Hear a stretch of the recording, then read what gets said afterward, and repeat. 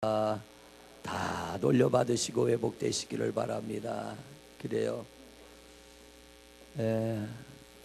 사람이 살다 보면 빼앗기기도 하고 잃어버리기도 하고 내가 실수해서 놓치기도 하고 인생을 돌아보면 안타까운 게 참 많습니다. 내가 그때 그것만 잃어버리지 않았더라면, 내가 그 실수만 안 했더라면, 내가 그것만 놓치지 않았더라면 지금 이렇게 살지 않을 텐데, 이런 안타까움이 있는 성도들도 있을 것입니다. 그런데 오늘 여러분과 봉독한 말씀 마지막 6절에 보니까 왕이 뭐라고 하느냐면 다 돌려줘라, 다 돌려줘라. 우리 하나님이 돌려주실 수 있는 하나님이신 줄로 믿습니다. 그러니까 우리 그리스도인은 과거에 발목 잡히지 말고 앞을 향하여, 미래를 향하여, 소망을 향하여 달려나갈 때 이 약속의 말씀이 여러분들에게 이루어질 줄로 믿습니다. 요즘 들어 목사의 거룩한 고민거리가 하나가 생겼어요. 우리 성도님들 중에 몸이 아픈 분들이 한 분, 두 분 자꾸 생겨나면서 요즘 저의 간절한 기도 제목이 있다면, 하나님, 제가 어떻게 하면 저들이 회복되겠습니까? 이런 기도 제목이 자꾸 생겨나요. 그래서 기도 때마다, 하나님, 제가 어떻게 하면 되겠습니까? 제가 이 교회 목사인데 저들은 하나님 앞에 기대감을 가지고 나오는데 제가 어떻게 하면 우리 성도들이 이 아픔과 이 고통에서 벗어나고 저들이 자유하게 행복하게 살아갈 수 있겠습니까? 때로는 가슴 떨리기도 하고요, 무거운 부담감도 있고요, 또 그런 성도들을 생각할 때 울컥울컥 눈물이 나기도 하는데, 저는 못하지만 우리가 믿는 하나님은 하실 수 있는 줄로 믿습니다.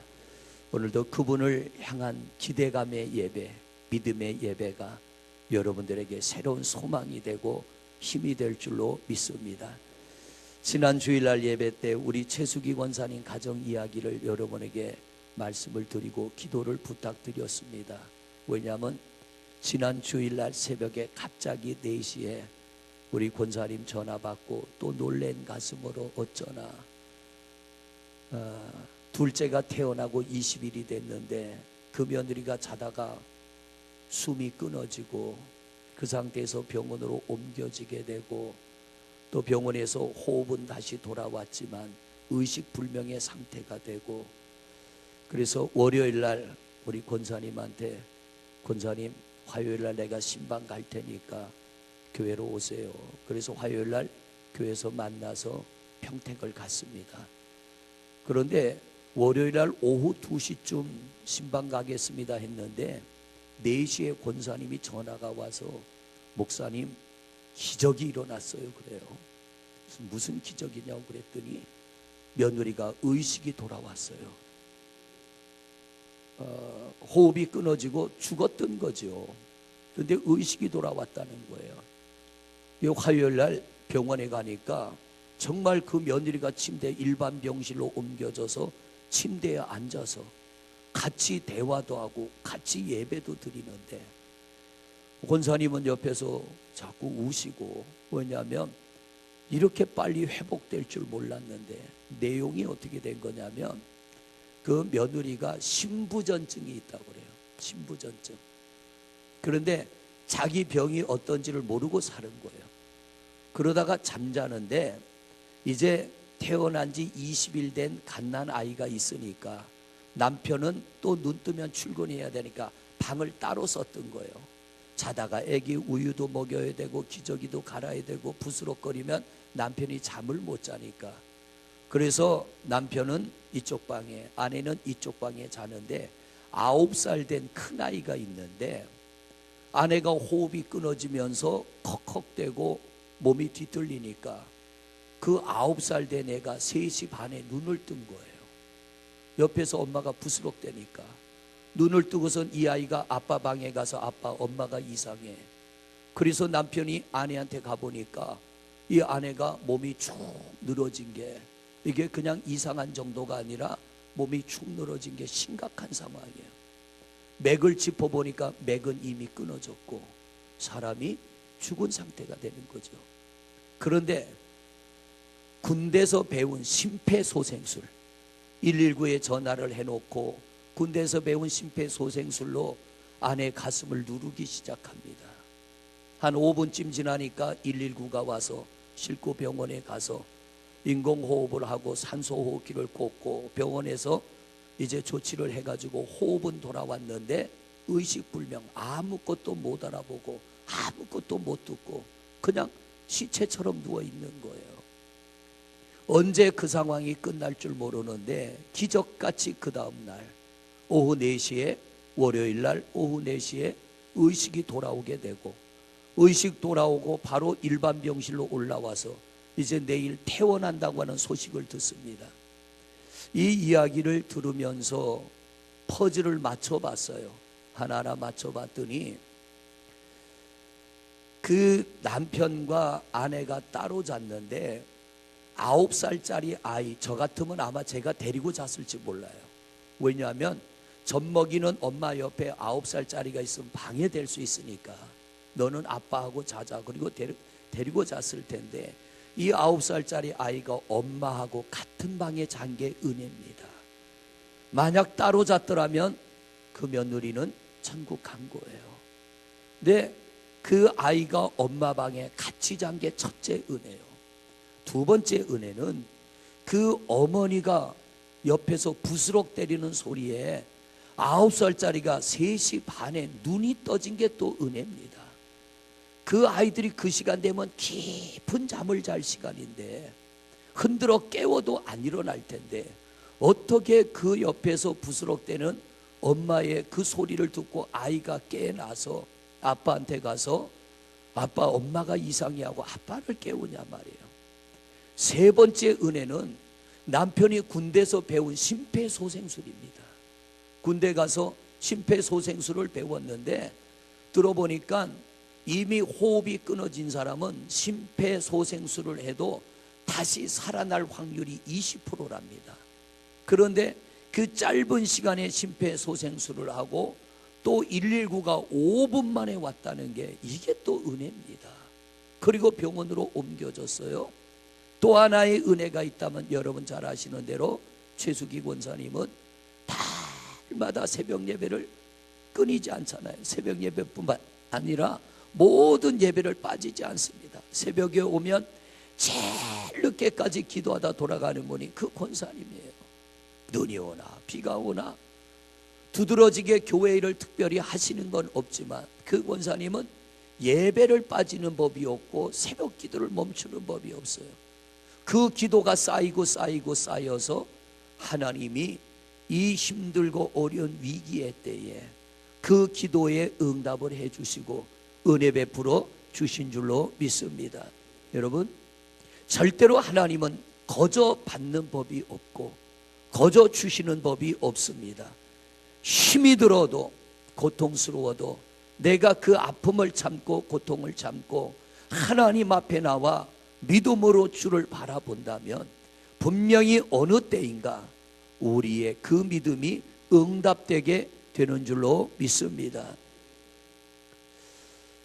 우리 신앙생활이 하나님에 대한 기대감을 가지고 신앙생활을 합니다. 그럼에도 불구하고 내 기대와는 다른 일들이 우리 앞에 펼쳐집니다. 여러분, 요한복음에 보면은 나사로의 가정의 이야기가 나오잖아요. 베다니의 3남매. 베다니라고 하는 동네는 비탈 언덕에 있는, 오늘날로 말하면 달동네요, 가난한 동네입니다. 그 동네에 부모도 없이 나사로와 마르다와 마리아, 이 3남매가 살고 있는 거예요. 그런데 예수님이 예루살렘에 들어갔다가 나오시면 그 나사로라고 하는 동네, 베단이라고 하는 동네를 지나가는데 예수님이 그 동네를 지나갈 때면 꼭 들르는 한 집이 있었어요. 바로 나사로의 집입니다. 그 가난한 집에 가서 무슨 대접을 받겠어요? 가난한 집에 가서 무슨 편안히 쉬겠습니까? 그런데 예수님이 지나다가 나사로의 집에 들리면 나사로와 마르다와 마리아, 고아로 사는 이 3남매는 온 마음을 다하여 예수님을 대접합니다. 그런데 그 당시 상황을 보면 예수님은 오늘날로 말하면 지명수배자입니다. 쫓기는 자입니다. 그 당시에 권세를 가진 권세자들, 바리새이나 대제사장이나 서기관이나 로마인들은 어떻게 하면 예수를 죽일까만 연구하는 사람들이에요. 그들에게 완전히 배척당하고, 그런데 그 예수님을 가까이 하면, 그 예수님을 대접하면 이 나사로의 가정에도 영향이 미칠 수 있어요. 우리로 말하면 범죄자를 숨겨주는 것처럼, 지명수배자를 숨겨주는 것처럼 내가 해를 입을 수도 있는데, 이 나사로의 남은 형제들은 그 예수님이 자기의 동네에 올 때마다 마음을 다하고 힘을 다하여 정성껏 예수님을 공개합니다. 그런데 어느 날 예수님이 나사로의 가정에 갔더니 나사로가 병이 들었어요. 아무리 애를 써도 병이 고쳐지지 않아요. 그때 이 마르다와 마리아 두 여동생이 예수님이 자기 집에 오셨을 때 얼마나 반가웠겠어요. 예수님이 오셨으니 이제 우리 오빠는 살아났겠다, 예수님이면 내 오빠의 병을 고쳐주겠다, 이런 기대감을 가지고 예수님을 대접을 했는데, 예수님이 이틀 동안이나 그 병든 나사로의 집에서 먹고 주무시고 하고 떠나가면서 병든 나사로를 그냥 두고 떠나갑니다. 그러면서 예수님이 뭐라 그러냐면, 나사로는 죽을 병이 아니야. 그러면 예수님이 고쳐주고 가야 되는데 병든 나사로를 그냥 놓고 떠나가면서 예수님이 죽을 병 아니야 그리고 떠나가십니다.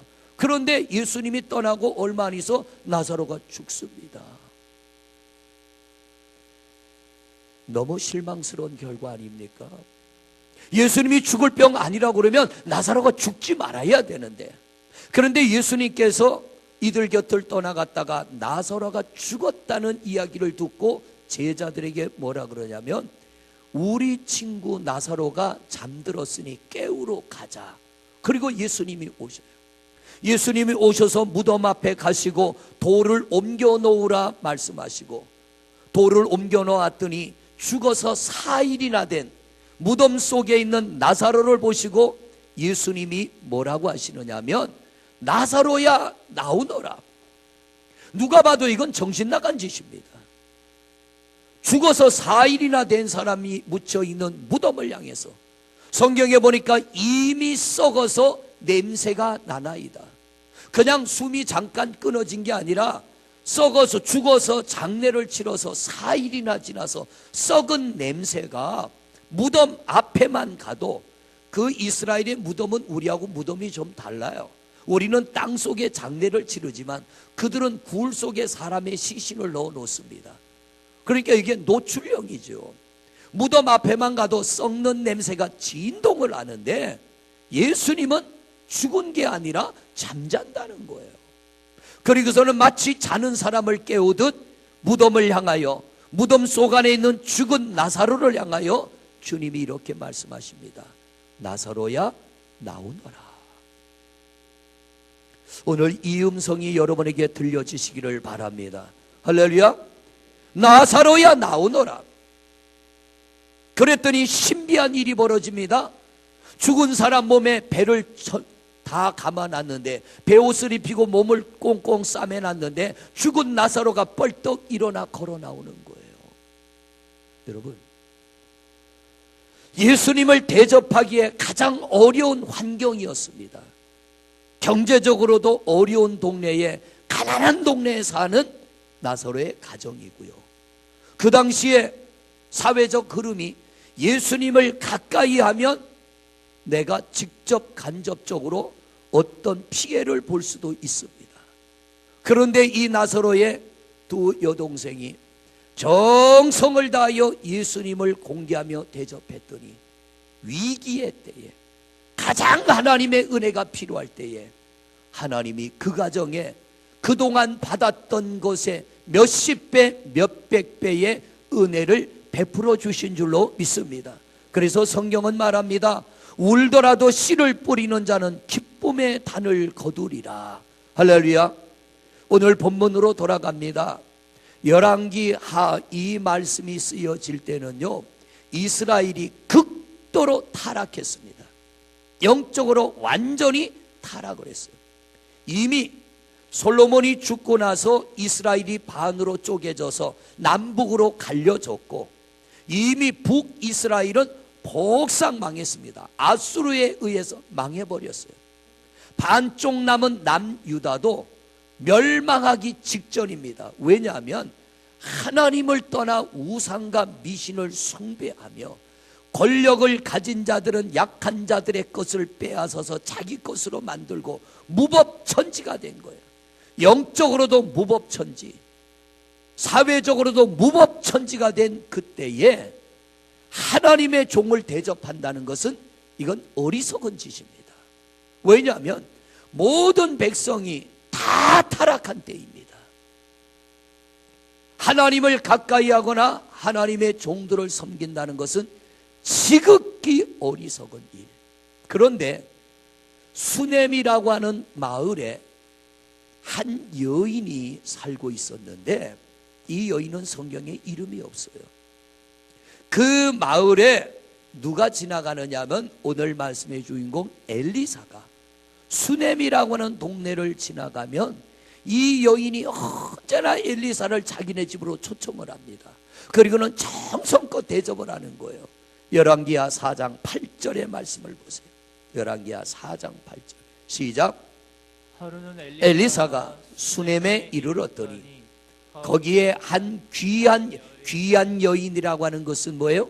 영적으로도 귀하다는 의미가 있고요, 육적으로도 이들은 귀한 삶을 살았다는 거예요. 귀한 여인이 또 그를 간권하여 음식을 먹게 하였으므로 엘리사가 그곳을 지날 때마다 음식을 먹으러 그리로 들어갔더라. 엘리사, 하나님의 종 엘리사가 지나갈 때마다 이 수넴 여인은 자기 집에 강권은 뭐예요? 강제적으로가 아니라 간절하게 요청하여 우리 집에 와서 음식 좀 드시고 가세요. 우리 집에 와서 좀 쉬었다 가세요. 제발 우리 집에 좀 들렸다 가세요.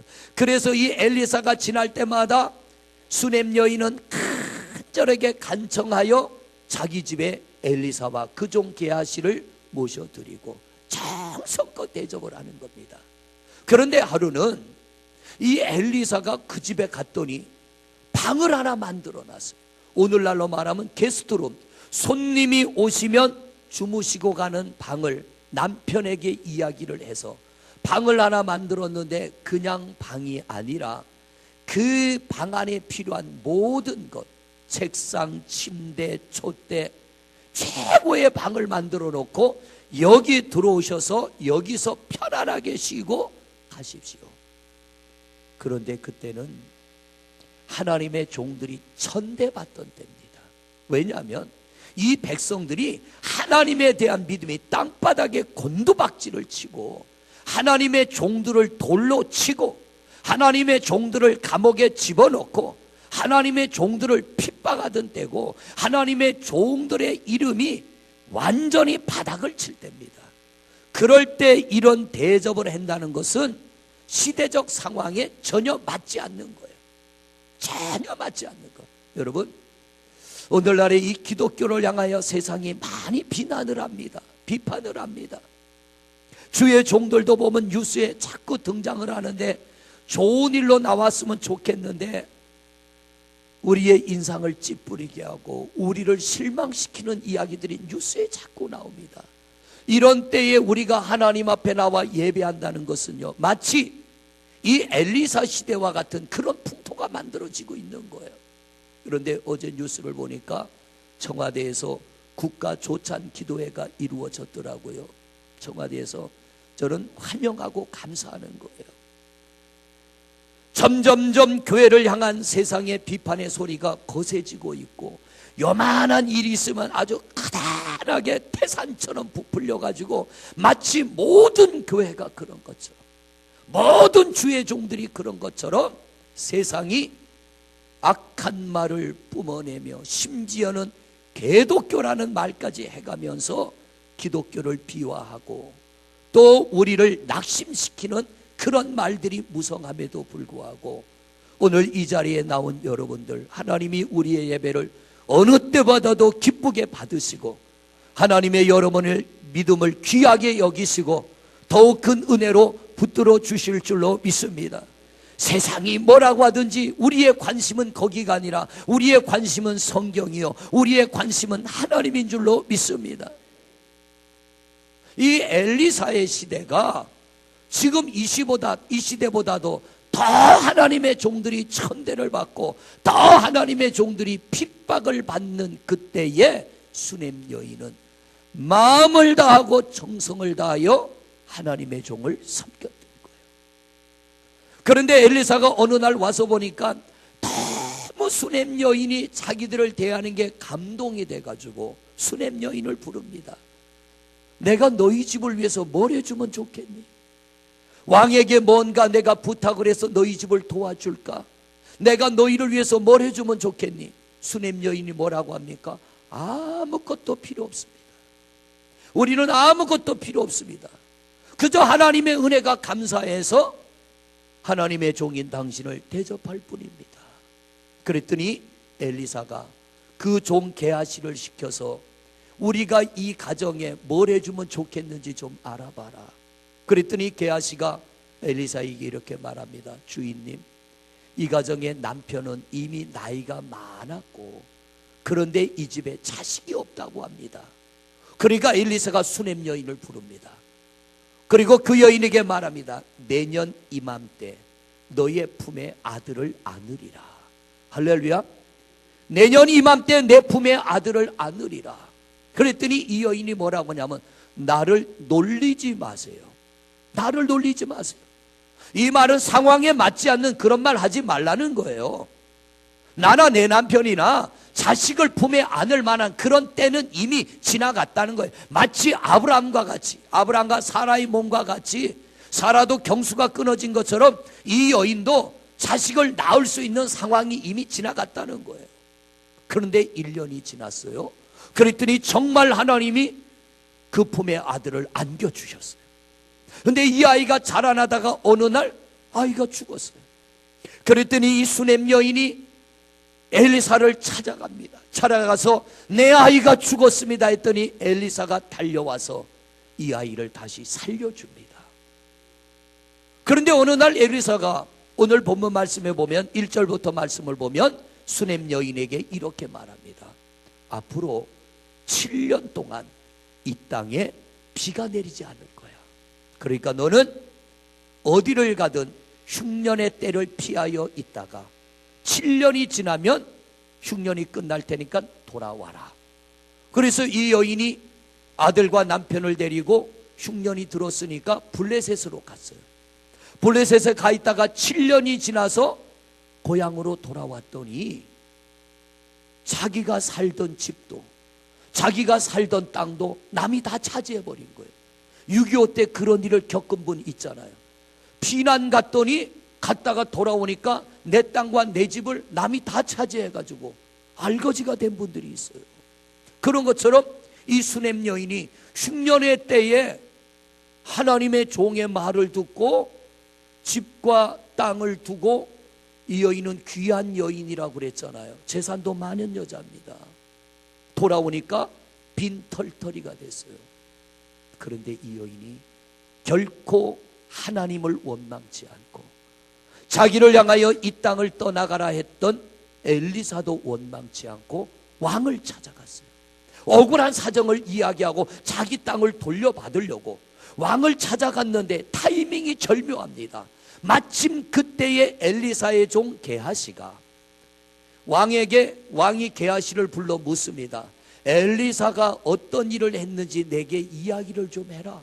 그랬더니 이 게하시가 수넴 여인의 이야기를 하고 있는 거예요. 우리가 지나갈 때마다 수넴 동네에 한 여인이 있는데요, 지나갈 때마다 우리 선지자 엘리사를 잘 대접하고요, 어느 날은 집도 지어줬고요, 그런데 어느 날 없는 자식을 축복해 주니까 생겨나게 됐고요, 그 아이가 죽었는데 엘리사 선지자가 가서 다시 살려줬습니다. 이 수넴 여인의 이야기를 왕에게 하고 있을 때에 이 여인이 왕을 찾아온 거예요.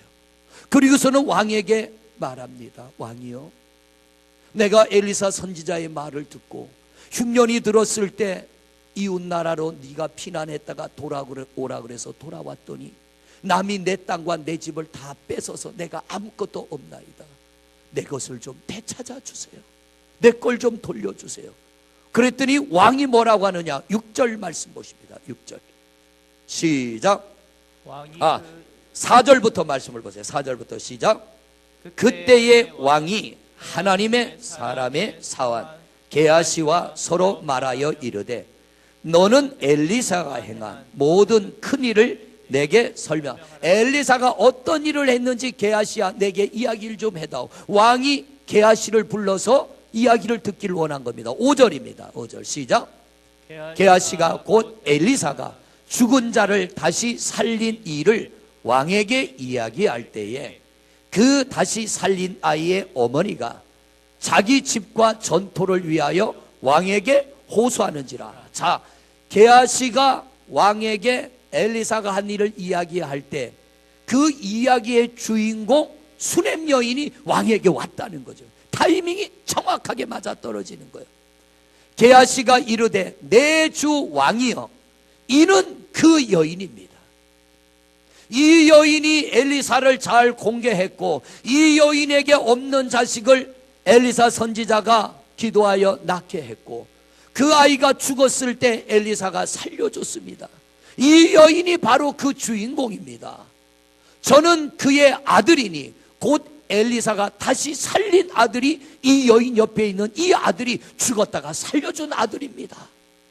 6절을 보세요. 6절 시작. 왕이 그 여인에게 물으매 여인이 설명한지라. 왕이 그를 위하여 한 관리를 임명하여 이르되 이 여인에게 속한 모든 것과 이 땅에서 떠날 때부터 이제까지 그의 밭의 소출을 다 돌려주라 하였더라. 할렐루야. 하나님은 거저 받는 법이 없고 거저 주시는 법이 없습니다. 이 여인이 온 마음을 다하여 엘리사를 공개했고 그 당시에 영적으로 타락해서 하나님의 종을 공개하는 일은 정신 나간 일이고 이거는 사회적으로 용납될 수 없는 일이지만 그러나 하나님을 신뢰하고 하나님을 사랑하는 마음을 엘리사에게 표현을 했더니 때가 되면 하나님이 100배의 복으로 1000배의 복으로 돌려주신 줄로 믿습니다. 왕이 그 여인을 향하여 이렇게 말합니다. 너는 다 돌려받을 거야. 그리고 밑에 있는 신하를 향하여 말합니다. 이 여인의 것을 다 돌려주되 집과 땅만 돌려주는 게 아니라 7년 동안 이 여인의 땅에서 농사 지어서 얻은 소출 7년 동안 농사 지어서 얻은 것까지 다 돌려줘라.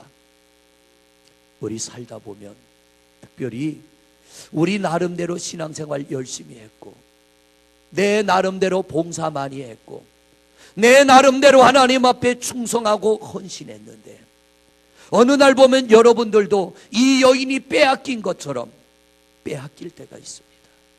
하나님, 내가 그렇게 열심히 헌신했는데 그게 이 결과입니까? 할 정도로 원망스러운 일이 여러분에게 찾아올 때가 있다는 거예요. 어떤 이는 건강을 잃어버리기도 하고 어떤 이는 물질을 잃어버리기도 하고 어떤 이는 행복을 잃어버리기도 하고 우리가 하나님 앞에 나 나름대로 충성하고 헌신했는데 빼앗기고 잃어버리는 것이 있다는 얘기예요. 그런데 오늘 성경이 우리에게 말해주는 게 뭡니까? 어떤 것을 잃어버리고 어떤 것을 빼앗길지라도 원망하지 않고 낙심하지 않고 우리가 믿음으로 하나님을 찾으면 때가 되면 하나님은 돌려주신다는 거예요. 분명히 돌려주실 줄로 믿습니다. 땅에서가 아니면 하늘에서라도 하나님은 돌려주실 줄로 믿습니다. 그래서 믿음의 사람은요, 원망하지 않는 거예요. 낙심하지 않는 거예요. 지금 여러분들이나 저나 지금 목회는요, 옛날 목회에 비하면 너무 환경이 좋아졌어요. 제가 처음 목회할 때만 해도 제가 있던 교회 고개를 하나 넘어가면 사이남이라는 교회가 있었는데 이경식 목사님이라고 고인이 되셨어요. 그분이 목회할 때는 한 달 목회하고 나면 보리쌀 한 대박 받았대요. 교회에서. 식구는 5인데 아들 셋의 사모님하고 목사님인데 보리쌀 한 대박, 이거 며칠 먹으면 없어지는 거예요. 옛날에는 교회가 성도들이 헌금하는 게 없으니까 생활비를 돈으로 받지 못하고 보리쌀 한 대박, 좀 나은 데는 쌀 몇 대박, 그래도 좀 나은 데는 생활비를 받았겠죠. 그러나 시골은요 그런 게 없어요. 그럼에도 불구하고 이분이 열심히 목회를 했어요. 전도하려고 새벽 예배 끝나면 동네를 돌아다니면서 일 끝나고, 옛날에는 텐마루 밑에 신발 벗어놓잖아요. 그러면 새벽 예배 끝나고 가서 동네 다니면서 신발을 다 짝을 찾아 돌려놓는 거예요. 여기저기 흩어진 신발 짝을 찾아 돌려놓는데, 처음에는 사람들이 식구 중에 누군가 했겠지 하는데 계속 그 일을 하다 보니까 아무도 한 사람이 없는데 도대체 누가 했느냐 소문이 나기 시작합니다. 저 교회 목사님이 했다. 그래서 동네가 전도되기 시작하고요, 한 사람 한 사람 교회 나와서 보리쌀이 쌀로 바뀌고 한 대박이 2대박으로 바뀌고 점점 교회가 부흥하고, 하나님이 그에게 은혜를 베푸시되 세 아들이 공부도 못 가르쳤답니다. 왜냐하면 돈이 있어야죠. 그런데 이 자녀들이 도시로 나가서 어렵게 공장 생활하면서 나중에 점점 커져서 사업을 해가지고요, 노년의 아버지를 편안하게 모셨다고 하는 이야기를 듣습니다. 여러분, 죽을 힘을 다하고 마음을 다해도 펴지지 않을 때가 있어요. 내가 애쓰고 수고함이 무슨 소용이 있는가 낙심이 올 때가 있어요. 그럴 때마다 하나님의 말씀을 기억하시기를 바랍니다. 오늘 본문의 말씀을 기억하시기를 바랍니다. 여러분, 나사로의 가정의 말씀을 기억하시기를 바랍니다. 그렇게 마음을 다하여 예수님을 대접했는데 왜 나사로가 죽냐 말이에요. 살려주셔야지.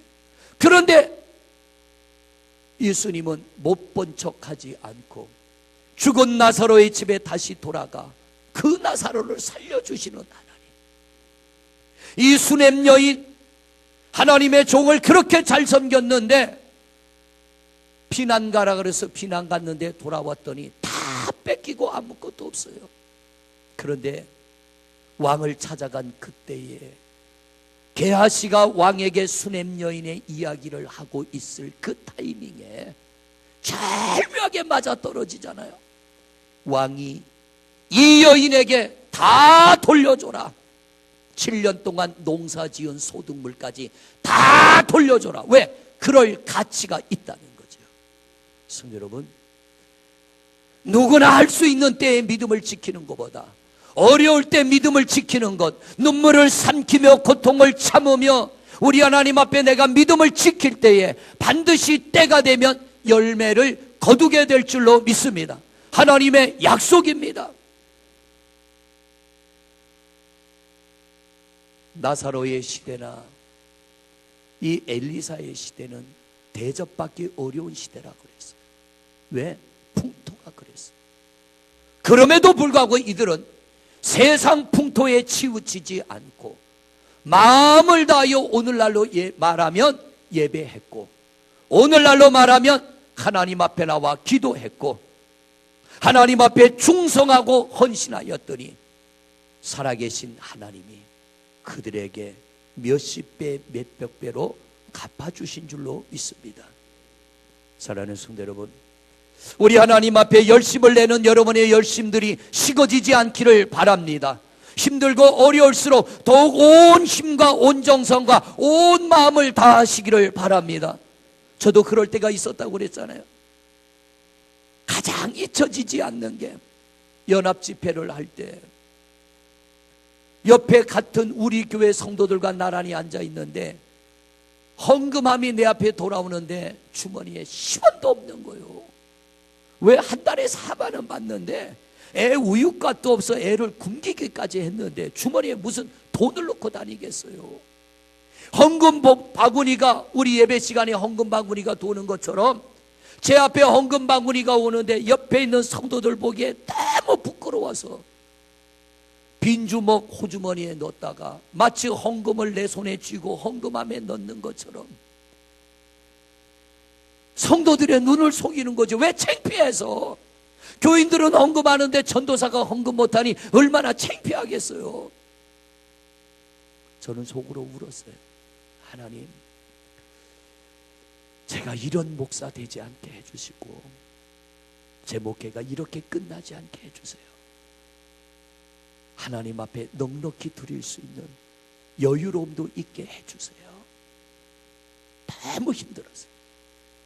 정말 너무 힘들었는데 참고 믿고 뿌렸더니 하나님이 거두게 하셔서 베풀게 하시고 나누게 하시고 선교하게 하시고 구제하게 할 수 있는 은혜를 주신 줄로 믿습니다.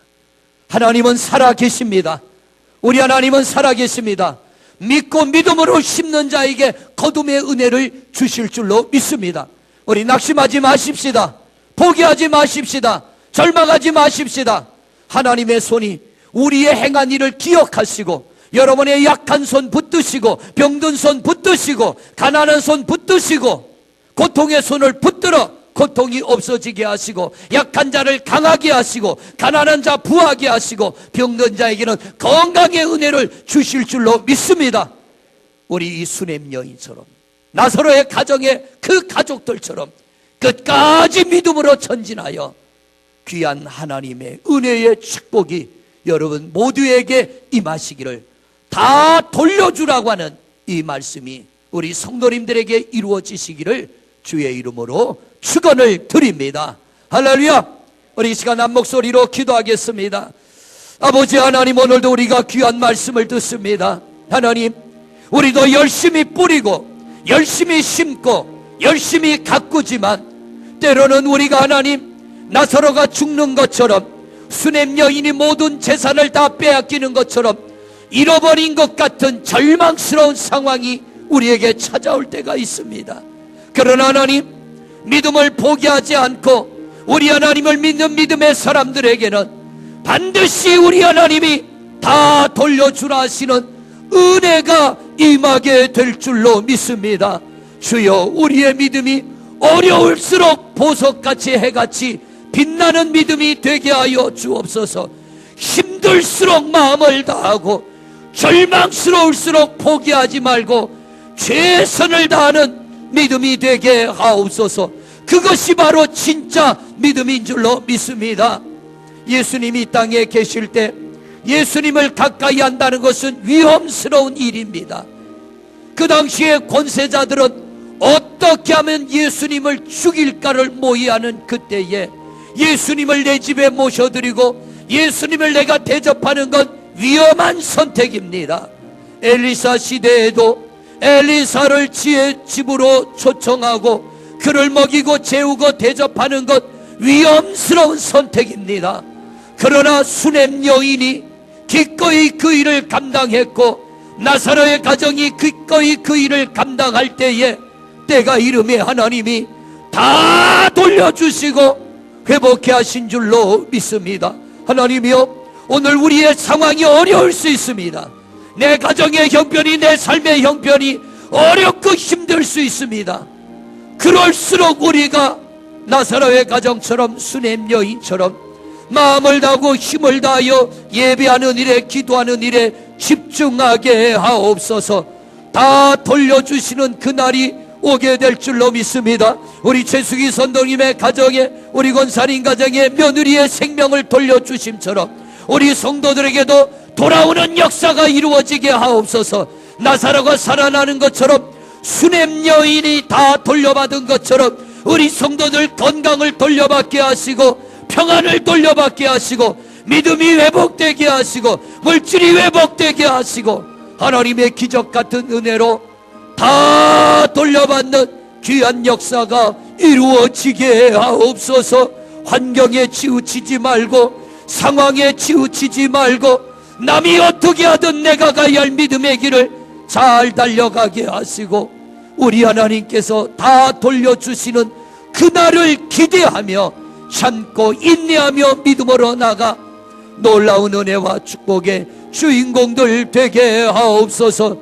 다 돌려받는 은혜가 임하기까지 주님을 바라보며 믿음으로 나가는 성도들 되게 하옵소서.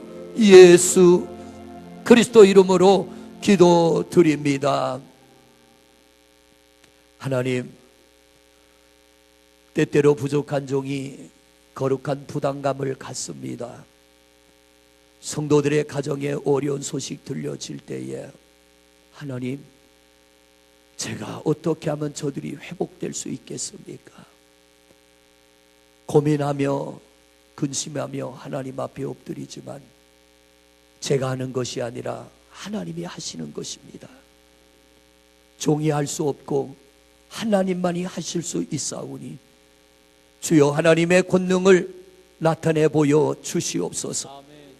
언젠가는 하나님의 권능이 나타날 텐데 하나님, 오늘 우리가 말씀 들은 것처럼 나사로의 가정의 믿음이 우리의 믿음이 되게 하시고 수냄 여인의 믿음이 우리의 믿음이 되게 하여 주옵소서. 나사로의 가정이 예수님을 집으로 초청하고 예수님을 섬긴다는 것은 대단히 위험스러운 상황입니다. 사회가 그걸 용납하지 않았습니다. 권세자들은 어떻게 하면 예수님을 죽일까를 공부하는 그때에 그 예수님을 대접한다는 것은 상당히 어려운 일입니다. 그러나 저들은 그 위험과 어려움을 끌어안고 예수님을 대접했습니다. 수냄 여인, 하나님을 섬기는 믿음의 사람들이 다 타락했고 주의 종들이 돌팔매질을 당하고 감옥에 들어가며 이스라엘 백성들이 우상과 미신을 섬기며 극도로 타락한 그때에 하나님의 종을 내 집으로 초청하여 음식을 대접하고 쉴 공간을 마련한다는 것은 어리석은 짓입니다. 그러나 이 수냄 여인은 하나님의 종이기에 마음을 다하여 공개하였더니 하나님께서 태의 문을 열어 자식을 주셨고 그 아들이 죽었을 때 또 살려주셨고 재산을 다 뺏겼을 때 몽땅 돌려받게 하셨을 뿐만 아니라 내 손으로 농사 짓지 않은 농작물까지도 돌려받게 하신 줄로 믿습니다. 하나님, 오늘날 세상이 교회를 향하여 별로 좋은 얘기하지 않습니다. 그러나 하나님은 살아계십니다. 세상의 말에 귀 기울이지 말게 하여 주옵시고 하나님의 말씀에 귀 기울이게 하여 주옵시고 우리의 믿음의 길을 나사로처럼 달려가게 하시고 수냄 여인같이 믿음을 지키게 하옵소서. 모두가 어렵다 힘들다는 그때에 내 삶의 형편이 어렵고 힘든 그때에 마음을 다하여 예배할 때 때가 이르러 하나님이 다 돌려주시라는 그날이 오게 될 줄로 믿습니다. 주여 건강도 돌려주심을 믿습니다. 물질도 돌려주심을 믿습니다. 평안도 행복도 돌려주실 줄로 믿습니다. 잃어버린 복, 빼앗긴 복을 돌려주실 줄로 믿습니다. 오늘도 그 기대감을 가지고 주님 앞에 나왔습니다. 하나님, 어떤 이는 너무 힘들고 너무 고통스럽고 어떤 이는 눈물을 삼키며 주님 앞에 나왔습니다. 아버지여, 거저 보내지 마옵소서. 오늘도 능력의 손으로 만져주소서. 마음의 평안이 있게 하시고 육신이 회복되게 하시고 삶의 환경이 회복되게 하시고 저들이 슬퍼하고 힘들어하는 누더기를 벗겨 주옵시고 은혜의 새 옷 입혀 주시옵소서. 살아 역사하시는 우리 주 예수 그리스도 이름으로 명하노니 성도들이 입고 있는 모든 고통과 근심과 아픔과 눈물과 괴로움의 옷들은 벗겨질지어다. 벗겨질지어다. 벗겨질지어다. 다 돌려받는 은혜가 임하게 하옵소서. 다 돌려받을지어다. 예수 그리스도 이름으로 축복하고 기도드립니다. 아멘.